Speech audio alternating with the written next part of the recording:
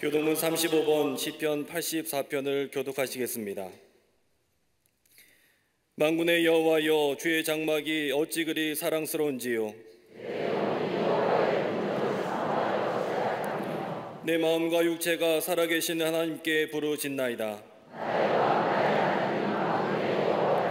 주의 제단에서 참새도 제집을 얻고 제비도 새끼들 보금자리를 얻었나이다.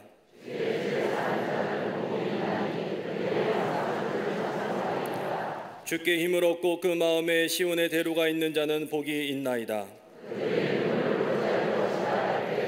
그곳에 많은 샘이 있을 것이며 이른 비가 복을 채워주나이다. 악인의 장막에 사는 것보다 내 하나님의 성전 문지기로 있는 것이 좋사오니. 아멘.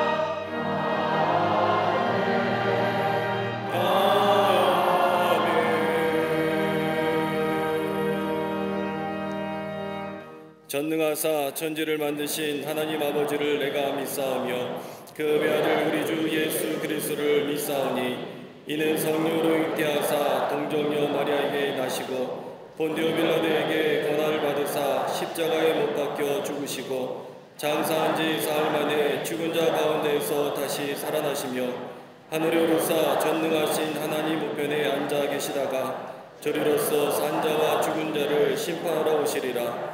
성령을 믿사오며 거룩한 공예와 성도가 서로 교통하는 것과 죄를 사하여 주시는 것과 몸이 다시 사는 것과 영원히 사는 것을 믿사옵나이다. 아멘.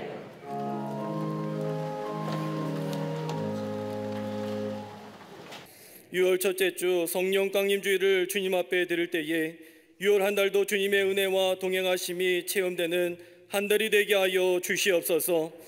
이 시간 예배 가운데 성령님 임하여 주셔서 죄인이 변하여 의인이 되며 십자가 구속의 은총을 누리게 하여 주시옵소서.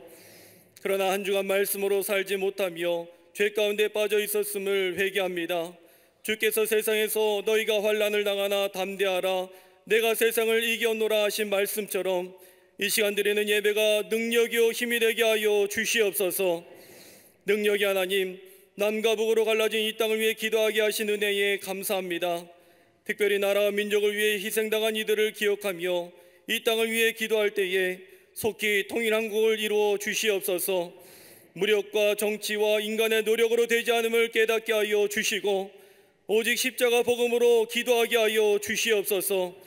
이 땅이 바른 가치관으로 서가기를 원할 때에 동성애의 잘못된 법안을 막아주시며 기독교 학교를 위한 사학법의 재개정 또한 주의 뜻으로 인도하여 주시옵소서. 하나님의 창조 질서와 신앙과 복음적 가치가 훼손나가지 않게 하여 주시옵소서. 또한 생명적 질서 속에 우크라이나를 위해서 기도하오니 속히 전쟁이 끝나고 흔들리는 연약한 생명들을 주님께서 지켜보아여 주시옵소서. 사랑이 많으신 하나님, 주의 뜻이 있어 우리 빛의 숲 광림재단을 세워주시고 성장케 하신 하나님 은혜에 감사를 드립니다. 성장과 함께 성숙을 이루는 재단이 되게 하여 주시며 믿음의 성도들은 더욱 교회를 사랑하며 소명감으로 헌신케 하여 주시옵소서. 한국에 있는 우리 광림교회가 세계를 향하고 있으며 세계는 나의 교구라고 했던 존 웨슬리 목사님의 후예가 우리 광림재단과 온 권속들이 되게 하여 주시옵소서. 감독님을 세워주시고 신원의 강건함으로 늘 함께해 주시니 감사합니다. 감독님 기도에 늘 치유의 역사가 일어나며 영이 살아 역사하게 하여 주시옵소서. 광림재단을 이끌어가신 담임 목사님에게 영적인 능력을 7배나 더하여 주시고 목회가 행복하며 성도가 행복한 교회를 이끌어가시도록 돕는 자들 늘 허락하여 주시옵소서. 오늘 말씀 증거하실 때 성령께서 입술을 주장하여 주시사 은혜가 넘치며 삶이 변화되는 강력한 주의 말씀이 선포되게 하여 주시옵소서. 하늘의 소리를 찬양하는 갈릴리 성거대와 오케스트라의 그 찬양을 축복하여 주시사 더욱더 큰 은혜와 사랑으로 인도하여 주시옵소서. 예배를 위해 수고하는 모든 손길을 기억하여 주시고 강단을 장식한 손길도 축복하여 주시사 작은 일에 충성하였을 때에 더 큰 사명자가 되며 축복의 가정이 되게 하여 주시옵소서. 이 시간 함께 예배하는 광림 남교회, 서교회, 북교회와 해외 선교지를 본당과 동일한 은혜를 내려주시고 병상과 군부대에서 온라인으로 예배하는 흩어진 주의 성도들에게도 성령의 기름 부으심을 허락하여 주시옵소서.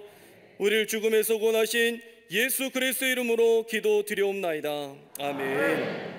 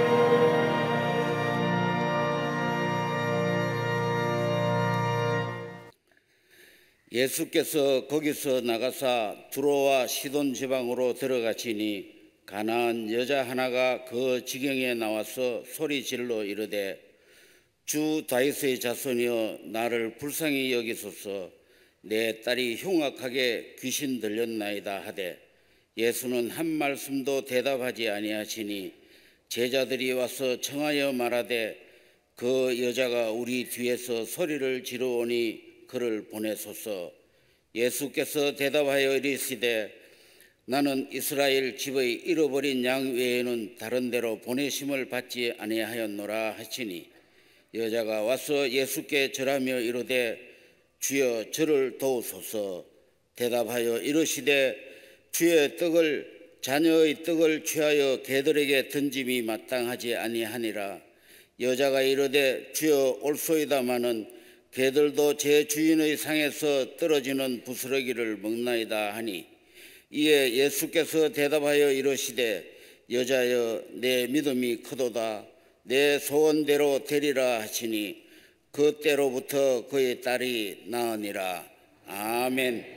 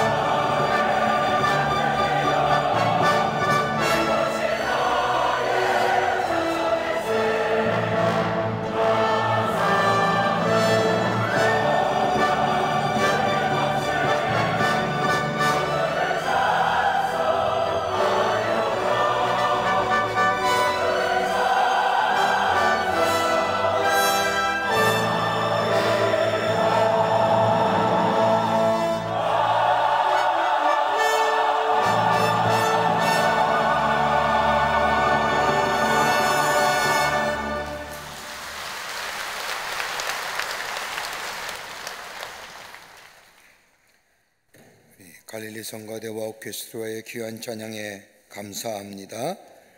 은혜 받았습니다. 고맙습니다. 이 세상에서 아마 기도가 필요치 않는 사람은 없을 것입니다.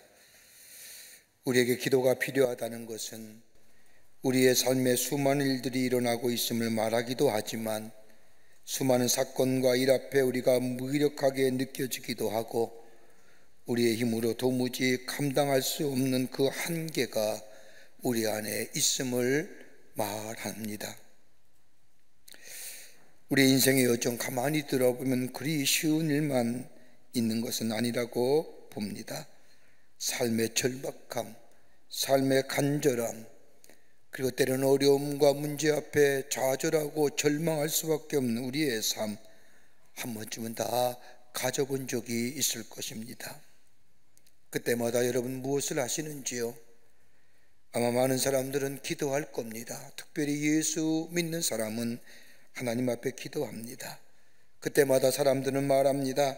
기도한다고 해서 기도가 다 응답받느냐라고 얘기하지만 때로는 기도에 응답이 없다 할지라도 우리의 삶의 절박함과 간절함이 기도로 외쳐지는 외침이 없었더라면 그 삶은 아마 참다운 삶, 어둠의 삶 그 자체라 할 것입니다.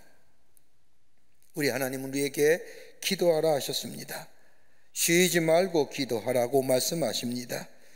이렇게 하신 말씀은 다름이 아니라 너의 삶 가운데 절망과 좌절과 문제와 어려움만 있을 때 기도하는 것이 아니라 삶의 편안함이 있을 때도 기도하라고 말씀하신 것입니다. 그러면서 우리 주님은 약속하신 것이 있습니다. 기도하면 반드시 들으시고 응답해 주시겠다는 겁니다. 로마서 8장 32절의 말씀을 보면 자기 아들을 아끼지 아니하시고 우리 모든 사람을 위하여 내어주시니까 어찌 그 아들과 함께 모든 것을 우리에게 주시지 않겠느냐라고 우리에게 말씀하신 말씀 읽을 때마다 얼마나가 위로가 되는지 모릅니다. 어디로 가야 할지 모를 때에, 아무런 도움의 손길이 없을 때에, 삶의 적막감과 침묵이 휘담아 우리 암속에 두려움과 잿빛의 어두운 그림자가 드리울 때에 우리 주님은 다른 것보다도 먼저 기도하라고 말씀하십니다. 성경의 말씀을 보면 기도하라는 말씀과 더불어 응답의 역사가 많이 나옵니다. 하나님 어떻게 우리의 기도에 응답하실까요? 여러분, 기도의 응답은 내가 원해서 되고 원치 않아서 안 되는 것이 아니라 기도의 응답은 절대 하나님의 주권에 속한 겁니다. 응답하시고 안 하시고는 하나님의 뜻입니다. 하나님의 마음입니다. 그럼에도 불구하고 우리가 기도할 때에 하나님께서는 우리의 기도에 응답하지 않고는 견딜 수 없었던 일들을 성경 곳곳에 우리에게 말씀하시면서 기도하라고 우리에게 권면하고 계십니다. 오늘 우리가 읽은 말씀, 우리가 잘 아는 말씀 가운데 한 말씀입니다. 예수님께서 두로와 시돈 지방을 지나가실 때에 가나안 여인 하나가 나와 예수님께 자신의 딸의 병이 걸렸음을 고백하면서 고쳐달라고 부탁을 합니다. 이 여인은 이방의 여인입니다. 남편에 대한 언급이 없는 것을 보면 아마 남편을 잃어버렸거나 남편과 헤어져 사는, 홀로 사는 여인입니다. 근데 이 여인에게 하나밖에 없는 딸이 귀신 들린 겁니다. 성경의 말씀을 보면 불에도 들어가고 물에도 들어가는 딸의 모습을 보면서 어미의 마음, 마치 인생 자체가 무너져 버린 딸의 모습을 보아하는 이 어미의 삶, 그 자체가 비극의 삶입니다. 인생 자체가 망가지고 무너진 자녀의 모습을 보고 살아가야 할 어디 어미, 비극적인 삶 속에서 절구하며 예수님의 도움을 구하는 모습이 오늘 본문의 말씀에 기록되어 있습니다. 비극적인 삶 속에서 예수님께 나와 자신의 딸의 병을 고쳐달라고 하는 이 여인의 간구에 예수님이 응답해 주십니다. 치유해 주십니다. 그런데 예수님이 이 여인의 기도에 응답하신 것은 그 여인이 불쌍하고 안타까워서 그의 간구에 응답해 준 것이 아니라 오늘 본문의 말씀을 읽어보면 다름 아닌 그녀의 믿음 때문이었습니다. 여러분, 앞장에 나오는 14장의 말씀을 보면 예수님은 제자들을 책망하시면서 믿음의 없음을 책망하시고 바리새인과 서기관들에 대하여 믿음에 관한 말씀을 하실 뿐만 아니라 그 다음 장에 나오는 17장의 말씀을 보면 동일한 사건, 동일한 내용의 기사가 나오는데, 아들의 병에 걸려 아버지가 예수님을 앞에 찾아 나와 자신의 아들의 병을 고쳐달라고 말합니다. 그때도 고쳐주시면서 하신 말씀은 다름이 아니라 교훈의 내용은 믿음에 관한 말씀이었습니다. 우리 주님의 기도에 응답하시는 기도, 우리 주님이 귀에 기울이시며 듣는 기도는 다름이 아니라 믿음으로 드리는 기도라는 겁니다. 어떤 믿음의 모습이었기에 예수님은 이 여인의 간구에 응답하셨을까요? 어떤 믿음을 고백했기에 예수님은 뒤돌아서서 멈추시고 그녀의 간구에 응답하셨을까요? 우린 내일부터 34의 호레산 기도회가 시작이 됩니다. 새벽을 깨우며 새벽에 하나님께서 도우시라는 믿음 가지고 하나님의 전에 올라 우리의 기도에 응답하신다는 그 약속의 말씀을 붙잡고 기도하려고 합니다. 어떤 믿음의 고백이 있어져야만이 우리의 기도에 응답하실까요? 정말 정말과 절망과 좌절의 삶의 끝자락에서, 여러분, 새벽이라는 게 바로 끝자락입니다. 새벽에 도우시리라, 삶의 끝자리에서 하나님이 도우실 것이라고 하는 그 믿음을 가지고 올라와 기도할 때에 응답하시는데, 그 길에 응답하시는 믿음은 어떤 믿음일까요? 오늘 본문의 말씀을 통해서 함께 말씀을 나누며 은혜 받기를 원합니다. 첫째는 바른 신앙의 고백 속에 드려지는 기도입니다. 내가 기도하는 대상이 누구인지를 정확히 알아야 됩니다. 그뿐 아니라 그분과 나와 바른 관계를 갖고 기도하며 드려질 때에 그 기도에 하나님이 우리에게 응답해 주신다는 겁니다. 오늘 마태복음 15장 12절 22절 말씀을 보십시오. 가난한 여자 하나가 그 지경에서 나와 소리질러 이르되 주 다윗의 자손이여 나를 불쌍히 여기소서, 내 딸이 흉악하게 귀신 들렸나이다 라고 이야기합니다. 이 여인은 가난한 여인입니다. 이방의 여인입니다. 행간의 말씀을 보면 남편이 없는 것을 보면 당시의 사회적 통념으로 존재감이 없는 여인입니다. 또한 본문에 나오는 지리적인 것을 보면 아마도 먼 곳에서 예수님의 소문을 듣고 찾아온 것 같습니다. 그런데 사람들은 그녀의 이야기에 아무도 귀 기울이지 않습니다. 관심도 갖지 않습니다. 그러기에 오늘 본문의 말씀을 보면 소리질러 외칩니다.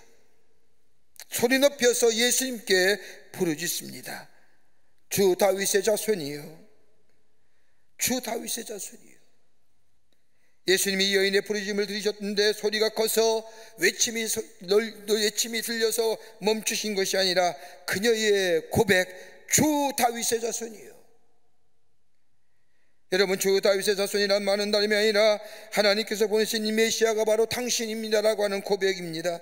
또한 주라고 하는 고백은 헬라어로 큐리오스라고 말하는 이 고백 속에 당신은 나의 삶의 주인 되십니다라는 고백입니다.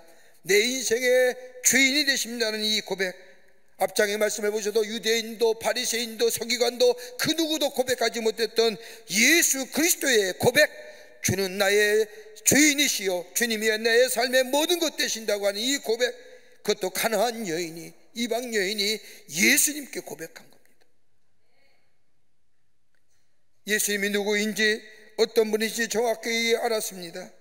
예수님은 하나님이 보내신 메시아가 되시며 예수님은 나의 구세주가 되시며 예수님이 나의 삶의 주인이 되십니다라는 이 고백, 예수님의 걸음을 멈추게 하신 겁니다. 또한 오늘 본문의 말씀을 보세요. 예수님의 걸음을 멈추게 하며 뒤돌아보게 하셨던 또 하나의 이유는 오늘 본문의 말씀을 보면 예수님을 향하여 소리지릅니다. 소리진다는 것은 헬라어로 크자제이라고 말하는데 계속해서 반복하여 진행형입니다. 주 다윗의 자손이여, 한 번만 외친 것이 아니라 주 다윗의 자손이여, 주 다윗의 자손이여, 계속해서 반복하여 예수를 향하여 자신의 신앙이 고백했다는 겁니다. 예수님이 나의 삶의 주인 되십니다. 예수님이 나의 삶의 전부가 되십니다.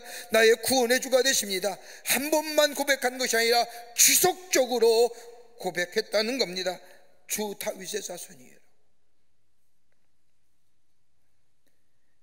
이 여인의 소리가 크기 때문에 예수님이 가시던 걸음을 멈추시고 뒤돌아보는 것이 아니라 이 여인의 믿음의 고백, 주님을 향한 신앙의 고백을 들으시고 예수님이 가시던 걸음을 멈추셨다는 겁니다. 또 하나 있습니다.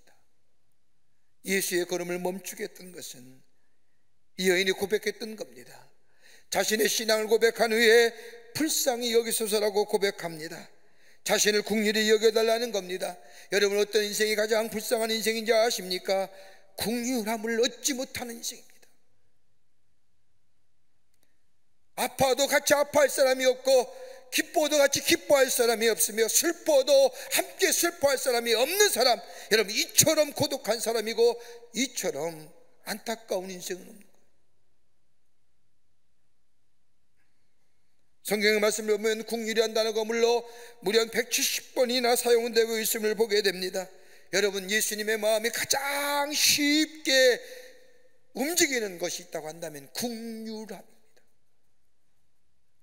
예수님의 병 고치는 사역이나 이적의 표현을 보면 예수님이 꼭 기적과 이적을 드러나기 전에 하시는 말씀이 딱 한마디, 그를 보라보시고 긍휼히 여기셨도다. 이 여인은 다름이 아닙니다. 예수님을 향한 신앙 고백하는 후에 긍휼히 여겨주셔서, 여러분, 중세의 수료자들이 기도의 내용을 보면 저들의 삶의 문제를 해결해 달라고, 어둠으로부터 빛으로 나가게 해달라고 이런 기도하지 않았습니다. 철저하게 기도는 그들의 기도는 주여 나를 불쌍히 여기소서, 주여 나를 불쌍히 여기소서. 여러분, 기도의 깊은 자리에 들어가면 우리의 기도가 다름이 아니라 주여 우리를 불쌍히 여기소서라고 기도할 수밖에 없음을 고백합니다. 여러분, 가만히 보십시오.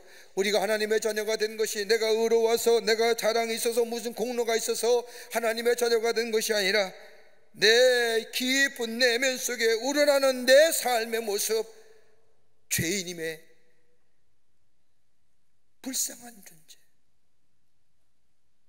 그러기에 하나님 앞에 기도할 때에 마지막 기도의 가장 중요한 주여 나를 불쌍히 여기소서.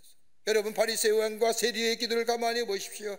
바리새인은 성전에 들어오자마자 손을 번쩍 들고 자신의 의나 자신의 공로에 대하여 하나님 앞에 기도합니다. 그러나 바리새인은 저 성전의 뒤쪽에 앉아 아무 말하지 아니하고 수시간이 지난 후에 마지막으로 탄식 가운데 고백되는 기도의 한마디, 주여 나를 불쌍히 여기소서.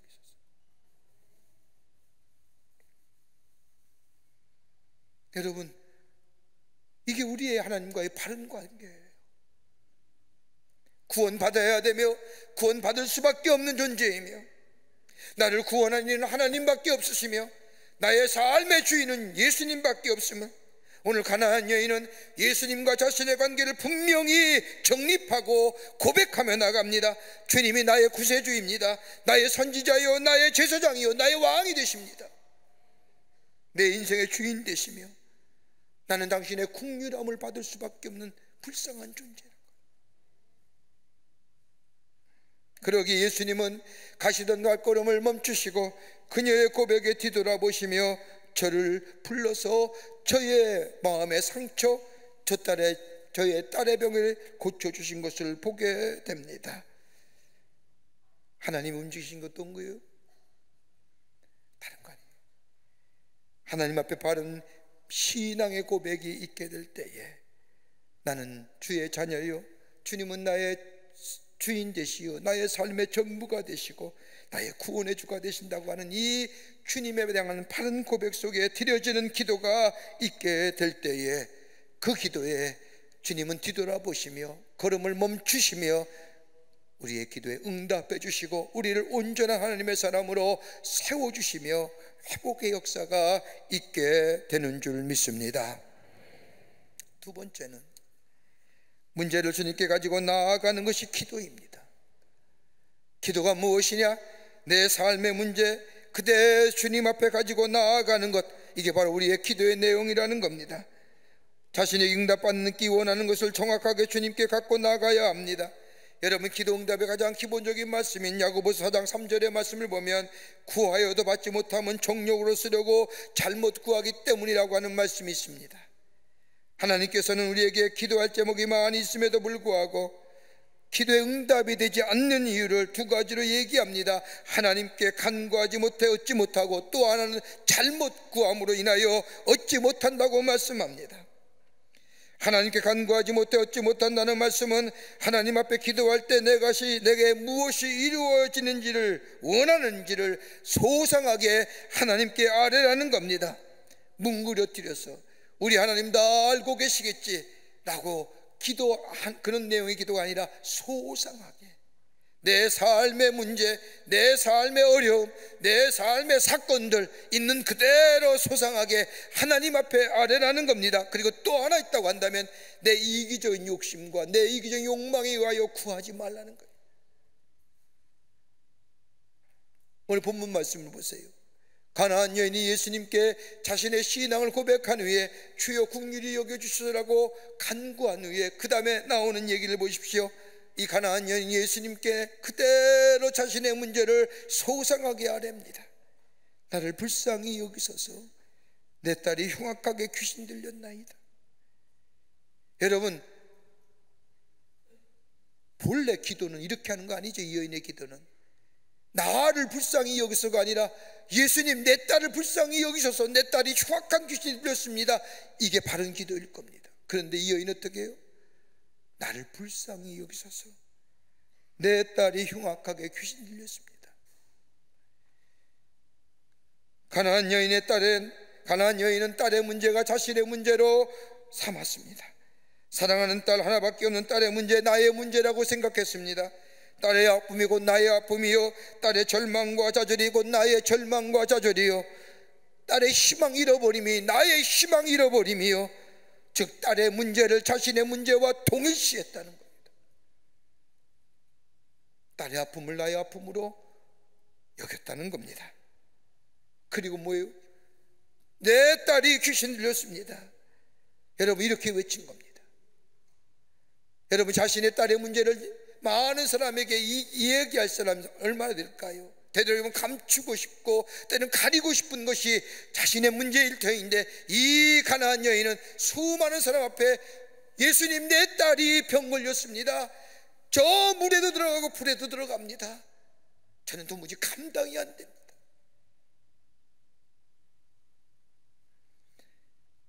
여러분, 귀신 들렸다고 하는 말은 흉악하다는 말, 카코스라는 단어 있는데, 이 말의 본래 의미는 도덕적으로 얻지 못할 때에 육체적으로 병이 많이 든 상태를 이야기할 때 이 카코스라는 단어를 씁니다.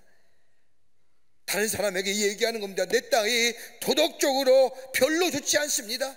더 나아가 육체로 병이 많이 든 상태입니다. 나는 감당치 못하겠습니다. 여러분, 이렇게 자신의 딸의 병을 많은 사람에게 얘기할 수 있는 사람이 몇 될까요? 자신의 집의 문제를 처참하게 공개하는 겁니다. 많은 사람이 다 듣는데도 다 공개해버렸습니다. 자신의 문제를 하나님 앞에 가져온 겁니다. 주 앞에 가져온 겁니다. 여러분, 그 뒤에 나오는 마태복음 17장의 말씀도 동일한 사건과 동일한 내용의 얘기가 나오죠. 아들이 병 걸렸습니다. 견디다 못해 아버지가 이 아들을 데리고 예수님께 나와 병 고쳐달라고 이야기합니다.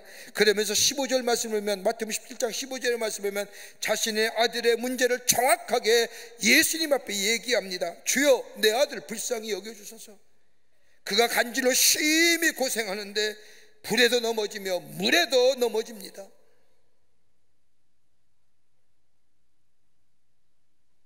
만천하에 공개한 거예요.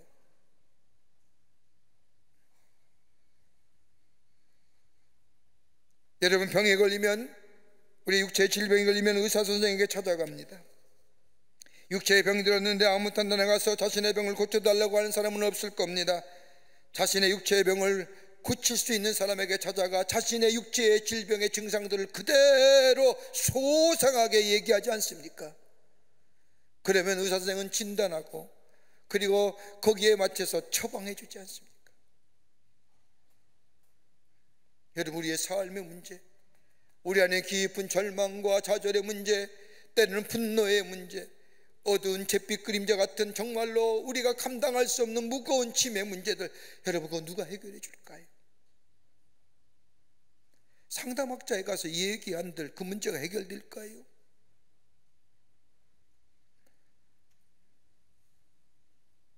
우리의 문제를 해결해 주실 수 있는, 우리의 영혼의 문제, 우리의 삶의 문제, 누구도 밝히기 싫지 않은, 옳지 않은 아픔의 문제, 주님 앞에 갖고 나와 주님 앞에 아뢰기만 하면 우리 주님은 그 문제를 해결해 주실 뿐만 아니라 온전한 치유의 역사가 일어나게 됩니다.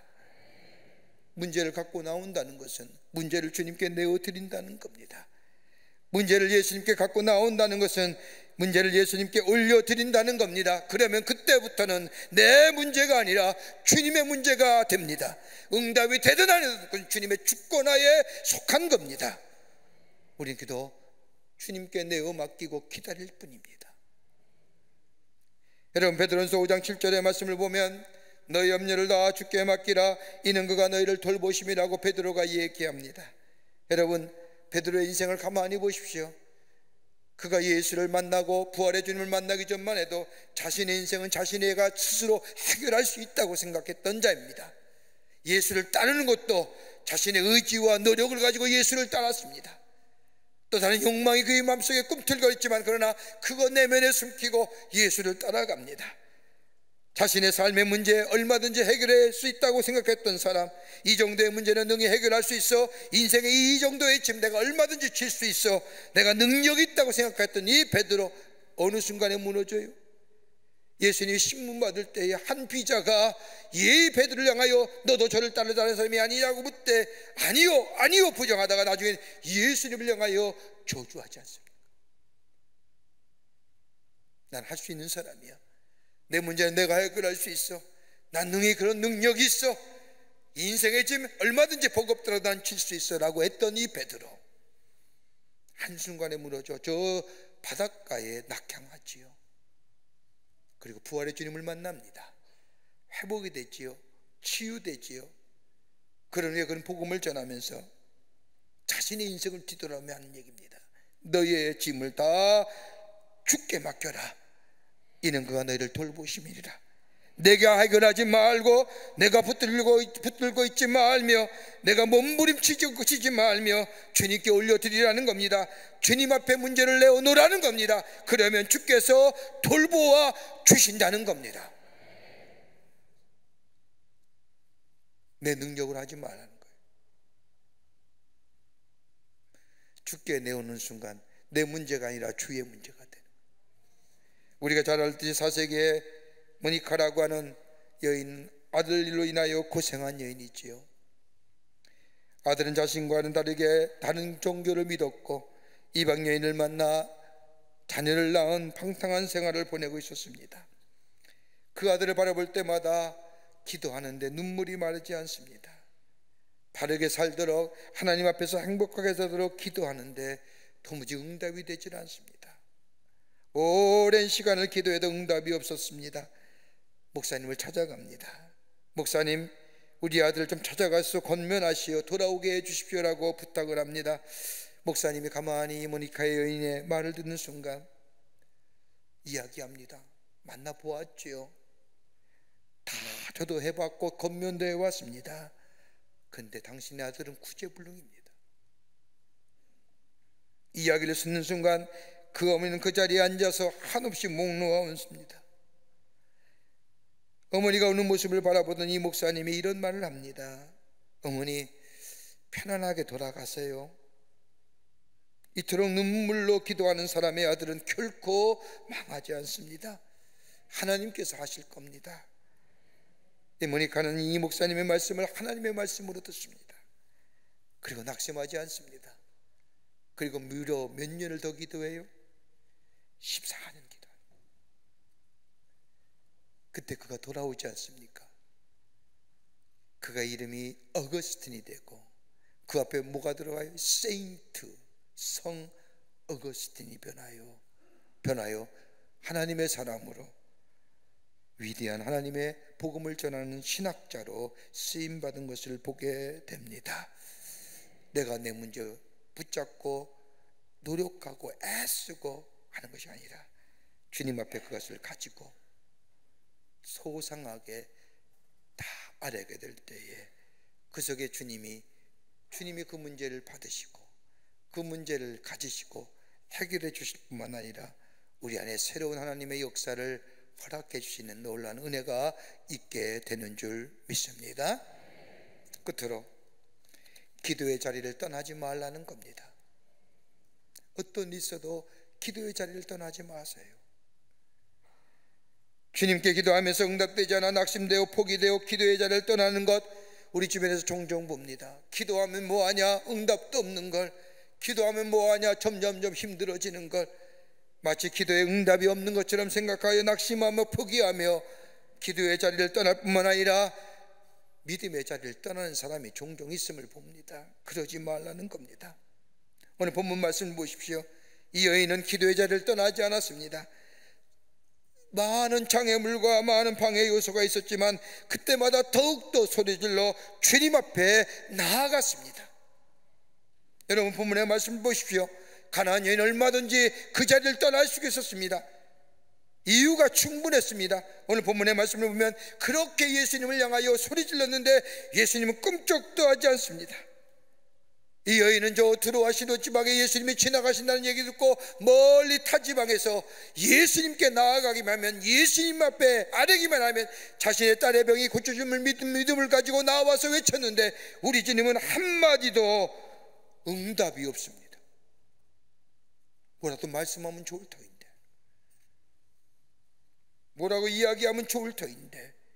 그러기 마태복음 15장 23절의 말씀을 보면 예수님은 한 말씀도 대답하지 아니하시더라.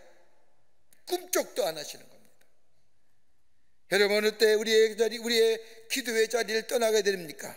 우리가 아무리 기도했는데 마치 이제는 주님을 잡고 촛불하게 같은 심정으로 하나님 앞에 기도했는데 응답도 없고, 아니 응답이 없어도 괜찮은데 뭐라고 한마디라도 해주면 좋은데 침묵하고 계시는 예수님. 여러분 그래서 기도하기를 접고 믿음의 자리를 떠나며 기도의 자리를 떠나지 않습니까? 이 여인은 그렇지 않았다는 겁니다. 주님이 아마도 선택적 침묵하신 것 같아요. 이 여인은 더욱더 주님 앞에 어떻게 해요? 부르시지 않습니까? 다른 말로 하면 주님 앞에 더 다가가는 겁니다. 다윗의 자손 예수여 나를 불쌍히 여기소서라고 더더욱 소리 질렀더라. 주님 앞에 더 나아갔다는 겁니다. 주님 앞에 더 엎드렸다는 겁니다. 기도했다는 거지요. 또 하나 이 여인이 기도의 자리를 떠날 수 있는 이유가 또 하나 있습니다. 제자들 보십시오. 그 먼 지방에서 자신의 딸의 병 때문에 예수님 찾아왔는데 다윗의 자손이여 불쌍히 여소서라고 외쳤다고 한다면 적어도 옆에서 조금만 기다려봐라, 내가 예수님께 인도하겠다, 이 정도는 얘기했어야 되지 않습니까? 근데 뭐요? 소리지지 말아라. 네 딸만 아픈 거 아니다. 여기 있는 많은 무리들, 예수님을 따르는 수많은 사람들 다 자신의 삶의 절박한 문제 가지고 예수를 따르는데 너만 문제가 있는 것이 아니다. 방해하잖아요.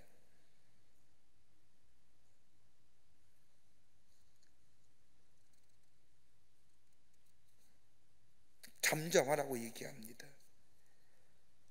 여러분 우리의 기도의 자리에 막는 일들, 기도의 자리를 떠나게 하는 일도 어떤 걸까요?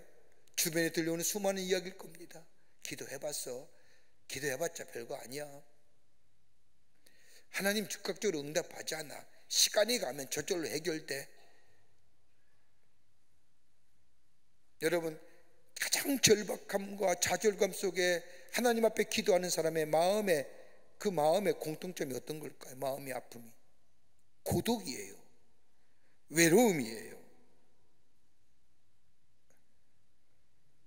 자신의 삶의 문제에 가장 절박한 문제를 가지고 하나님 앞에 기도하는 그 마음의 상태는요 철저한 고독이에요. 외로움이에요. 적어도 제자들이 이 여인을 향하여 예수님 앞에 부르짖는 그 부르짖음의 내용을 들었다고 한다면 기다려봐, 나도 기도해 줄게. 용기하며 격려 줘야 되는 거 아닙니까? 막습니다. 방해합니다. 여인을 위한 중보가 없습니다. 그렇게 어쩌면 떠날 수밖에 없는 자리지요. 그런데 여인은 주님 앞에 더 다가가는 거예요. 또 하나 떠날 수밖에 없는 자리. 결정적인 게 뭐예요? 오늘 15장 26절의 말씀을 보면 이렇게 외쳤는데 예수님이 이 여인의 외침에 반응입니다. 26절에 대답하여 이르시되 자녀의 떡을 취하여 개들에게 던짐에 마땅치 아니하니라. 다른 말로 쉽게 표현하면 네가 그렇게 외쳐봤자 너의 기도에 들어줄 이유가 없어. 나는 유대인들을 왔지 이방인들을 위해 오지 않았어 라고 얘기하시는 것. 네가 아무리 절박하고 아무리 고통스럽더라도 내가 너의 기도에 너의 간구에 들어줄 이유가 하나도 없어 라고 하는, 나와는 아무런 관계없어, 상관없어.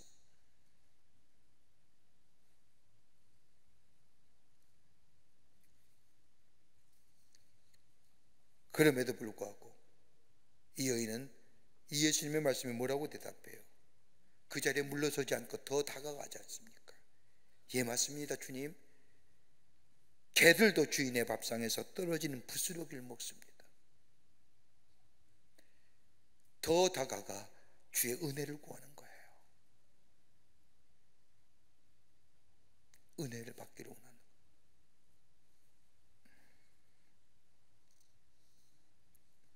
여러분, 이 고백은, 이 얘기는 어디서 가능해요? 앞에서 믿음의 고백과 연관되는 거예요. 주님이 나의 삶의 주인 되십니다. 구원자 되십니다.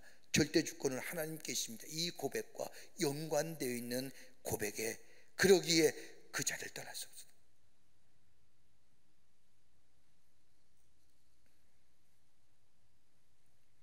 가치 있고 의미 없다고 하는 것에 이 여인은 아닙니다. 은혜 받기를 원합니다.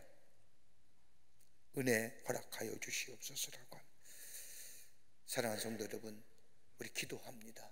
기도하는 사람들입니다. 어떤 기도요? 믿음의 고백을 드리는 겁니다. 하나님이 나의 구원자요 주인 되십니다. 바른 믿음의 고백 속에 내 문제를 소상하게 우리 주님께 아뢰고, 그리고 기도 자리를 떠나지 않는 우리의 믿음이 될 때에 거기에 응답의 역사가 있고 우리를 치유하시고 회복케 하실 뿐만 아니라 온전한 하나님의 사람으로 이 땅에 살아가는 존재, 하나님의 백성으로 하나님을 높이며 살아가는 존재로 삼아 주시는 줄 믿습니다. 이 믿음의 고백들이, 이 믿음의 기도들이 우리 가운데 있어 매일매일 주의 응답의 역사를 경험하며 하나님을 높이는 저와 여러분 되시기를 주의 이름으로 축원합니다. 하나님 감사합니다. 저희를 사랑해 주셔서 하나님의 백성 삼으심에 감사합니다. 예수 그리스도의 십자가의 은혜로 주의 보좌로 나아가 하나님을 아바 아버지라고 부르며 기도할 수 있는 귀한 특권 주심에 감사합니다. 우리의 믿음의 고백이 바른 고백 속에 우리의 문제를 소상하게 주님께 아뢰 뿐만 아니라 어떤 어려움과 어떤 역경과 어떤 시련이 오더라도 기도의 자리를 떠나지 않는 자가 되게 하여 주셔서 응답의 역사, 합력하여 소원을 이루는 역사, 선하신 주의 놀라운 손길을 누리며 기쁨으로 감격하며 응답의 역사를 경험하는 저희들 되게 하여 주시옵소서. 성령이 도우시고 인도해 주실 줄 믿으며 예수님의 이름으로 기도하옵나이다. 아멘.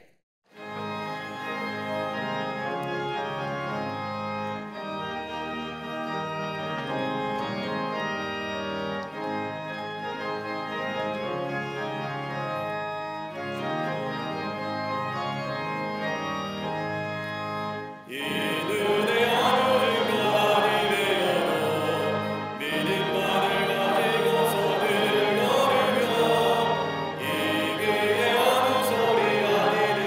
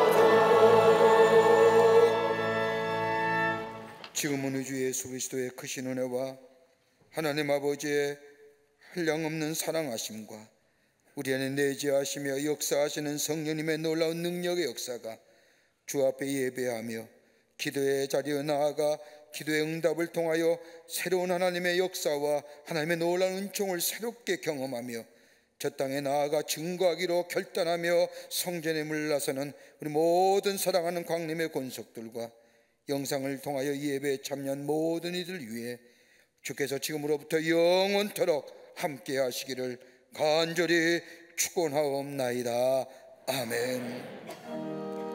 좋으시라